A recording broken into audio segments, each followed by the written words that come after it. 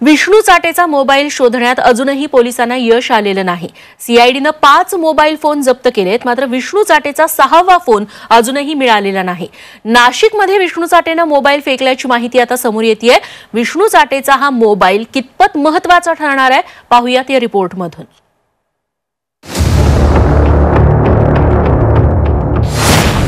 Vishnu चाटेचा mobile अजूनही गायबच।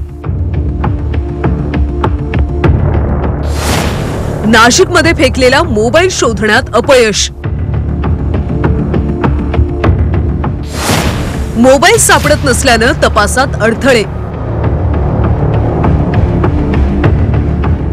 संतोष देशमुखांच्या क्रूर हत्येला महिना उलटून गेला। सीआयडीच्या तपासात आरोपींचे सापडत नसलेले मोबाईल डोकेदुखी ठरतायत। खंडणी प्रकरणात मोबाईलच्या माध्यमातून धमकी देण्यात आली होती आणि त्यासाठी मोबाईल हा एक मोठा पुरावा आहे।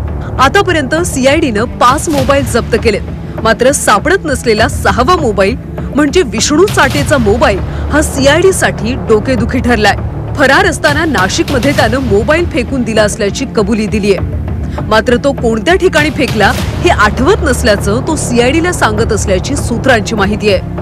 विष्णू चाटे नाशिकमध्ये जिथं जिथं थांबला आणि जिथं फिरला त्या सगळीकडे आता मोबाईलचा शोध घेणं सुरू आहे, कारण विष्णू चाटेचा मोबाईल खुनाच्या गुन्ह्यातही महत्त्वाचा पुरावा आहे आणि खंडणीच्या गुन्ह्यातही महत्त्वाचा पुरावा तो ठरू शकणार आहे।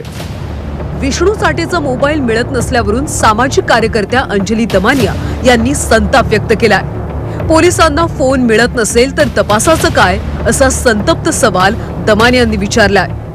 अशा लोकांवर खरंच 3rd डिग्री वापरण्याची गरज आहे आणि तसं होताना आपल्याला कुठेही दिसत नाहीये। आत्ताच्या घटकेला आपण काल बघितलं, मोका लावला आणि मोका लावून आता काय एवढा मोठा तीर मारलाय। हा मोका खरं केव्हाच लावायला हवा होता।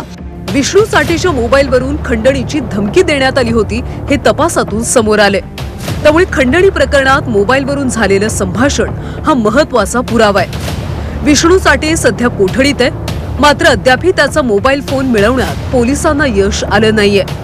सीआयडी विष्णू चाटेच्या मोबाईलच्या मागावर आहे। विष्णू चाटेचा मोबाईल फोन सापडल्यास त्यातून तपास पुढे जाण्यास मदत होणार आहे। विष्णू चाटेने फेकलेला मोबाईल शोधण्यात सीआयडीला आता कधी यश येतं हे पाहणं महत्त्वाचं आहे। विशाल करोळे, झी24 तास, बीड।